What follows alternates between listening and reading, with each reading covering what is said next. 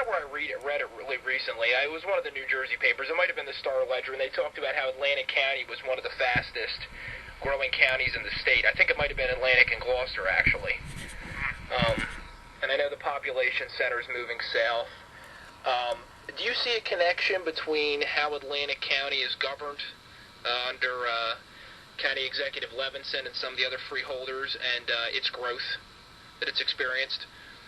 Yeah, to a certain extent. I mean, everybody in county government has been very responsible with tax dollars. It's actually a great example of how government should operate. And so I think that plays a part in keeping the overall tax burden lower and attracting people to the area. We also had some regulatory things in the state with the Pilots Commission where they designated the 3 counties as growth towns that have forced some of the growth here. And another failure of public policy that mandate that these communities have all this growth without any money to pay for any of the impacts that the growth has. But so there's a combination, and there's no question that the efficiency and how well government is run down here is attractive to people. Yeah, no, definitely. And being near the beach doesn't hurt either. No doubt. Of course, we got a major employment center with casinos, and so there's a lot of jobs over there that attract people to this area as well. It's easy to get in and out of Atlantic City. That, of course, has an impact as well. That's something else I wanted to ask you about, and this is something I have to plead a little bit ignorance on. Every time I go down to Atlantic County to, like, the Christmas party or something, people talk to me about it, but there's been a lot of talk about allowing, is it sports betting in Atlantic City? Yeah. Could you just fill me a little bit on that debate and what side you come down on and why? I'm in favor of allowing the sports betting in Atlantic City. It's unfortunate, I think it was the early 90s, that we had an opportunity to authorize sports betting, and for whatever reason, it didn't get done, and now there's a federal prohibition to any of the states doing sports betting. It didn't do it prior to, like, 93 or whatever it was. But we need to overturn that federal ban. Atlantic City is transforming from just a gaming market when we had the casino hotels to a full entertainment market. You have the walk, the retail, you have a number of excellent restaurants, and of course you have all the casinos. And it really is becoming a place that can be competitive with Las Vegas. But the one thing we do not have is sports betting in order to compete with Las Vegas. And so I think that's a critical component into making Atlantic City really a place that will compete with Las Vegas. And no more apparent than this weekend because of the Super Bowl and all the people that would come to Atlantic City to be able to place a bet on the Super Bowl that they go to Las Vegas to be able to do the same thing. So it's a very critical component of what we need to do to continue the transformation of Atlantic City. Right. Definitely. No, I definitely agree with that. I think it could compete with Las Vegas. And just all the people would bring in just this weekend would be, although the gambling itself, sports betting is not going to generate a whole lot of revenue. In fact, people are coming to the city to place legal bets would generate a ton of revenue. Right, yeah, as they go and shop and consume. And those are the kinds of things we need to look at. The government always just looks to residents or businesses that increase taxes or fees or tolls or whatever else they can try to increase. Right, now. We need to end that culture. We need to come up with things like sports betting in Atlantic City that will increase revenue and it's not going to cost a dime. Yeah, because you think about it and you're like, well, if Atlantic City had sports betting, it was allowed to compete with Vegas in that respect, and then, if there was a, let's say, I don't know, sales tax holiday.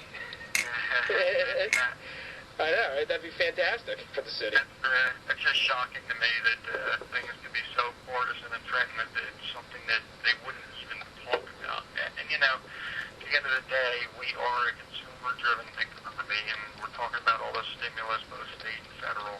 But to me, if you're a consumer-driven economy, we have plunged consumer confidence into the trash with everything that we have done at the federal level, at the state level. We're telling everyone the sky is falling, and people are not spending money. So if you want to get a consumer-driven economy going again and give it a boost, to me, the best thing you can do is to do something to get the consumer spending again. And so that was really the genesis of talking about a sales tax holiday.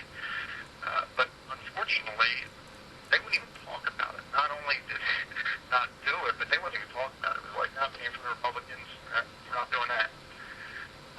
And now, of course, you're seeing, as I saw it on your blog, that they started talking about it nationally, and some of the retailers